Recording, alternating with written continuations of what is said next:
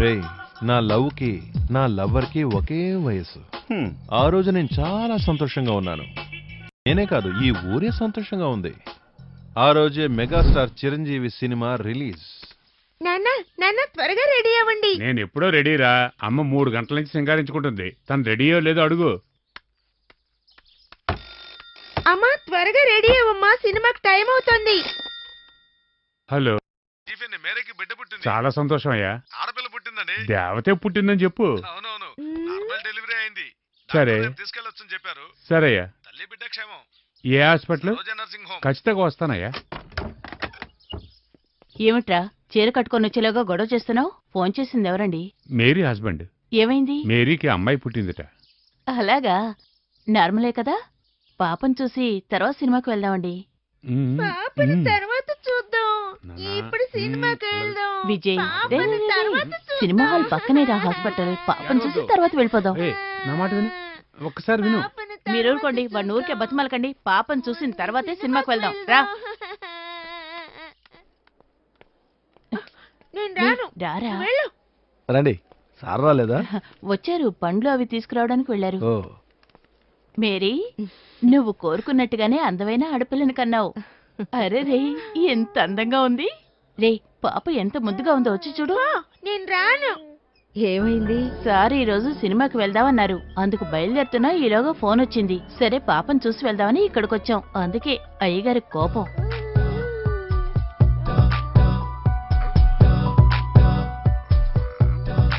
చూడు, రాను రాను అంటూనే వచ్చి ఎలా చూస్తున్నాడు.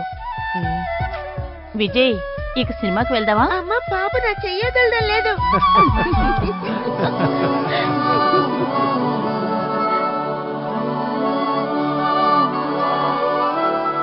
సూపర్ రా మామ.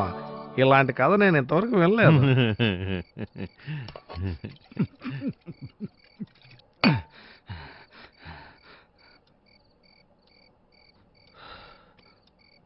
నువ్వు విన్నదా లేదా? బాగుంది కదరా మావా, ఖుషి సినిమా లాగా. మావా, చిన్నప్పుడు తను చాలా అందంగా ఉండేదిరా. అవన్నీ ఇప్పుడు అవసరమో? ఉమ్, ఉమ్.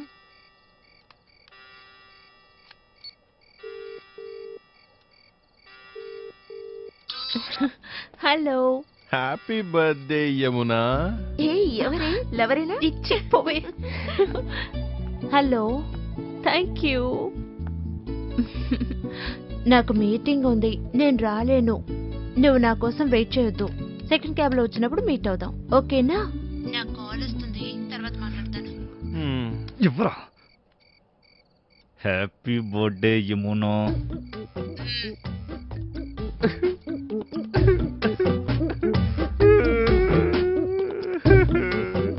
నువ్వు అంటే చాలని తను కూడా అంటోందిరా.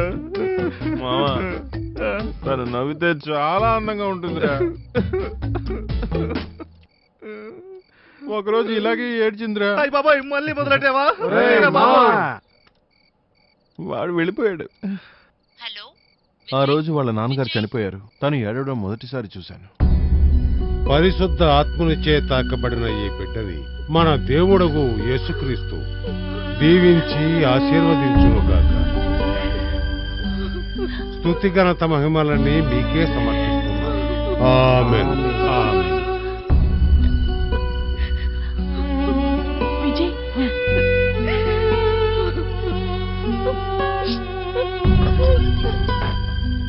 విజయ్, ఏడోకేమన్నా, నేనున్నానుగా.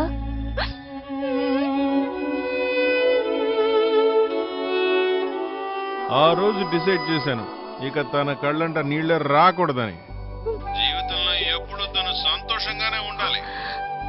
తను ఏమడిగినా నేను ఊహు అనను, అన్నిటికీ ఊహు. తను ఏడవనే కూడదు.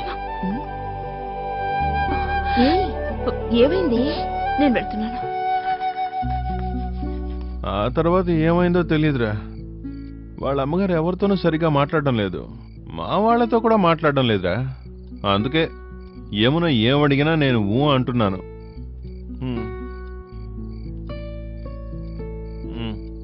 రేయ్, నీది ఇంకా పూర్తి కాలేదా? ఏంట్రా ఇక్కడే సెటిల్ అయ్యారు? ఇంటికి వెళ్తామన్నారుగా. మామా ఇలా రారా. ఎందుకు ఇంకో కథ చెప్పడానికా? రే దయచేసి వెళ్ళిపోండిరా రే. మా నాన్న వచ్చారంటే నన్ను వాచ్ చేస్తారా రే. ఈ రోజు మా నాన్న నన్ను ఎళ్ళగొట్టడం ఖాయం. నాన్న నేను ముందు కొట్టలేదు నాన్న, సైడ్స్ మాత్రమే తిన్నాను. ఏంటి సౌండ్? ఈడగడు అలారం పెట్టుకున్నాడు. ఏంటి అలారం? విజయ్ని నిద్ర లేపు.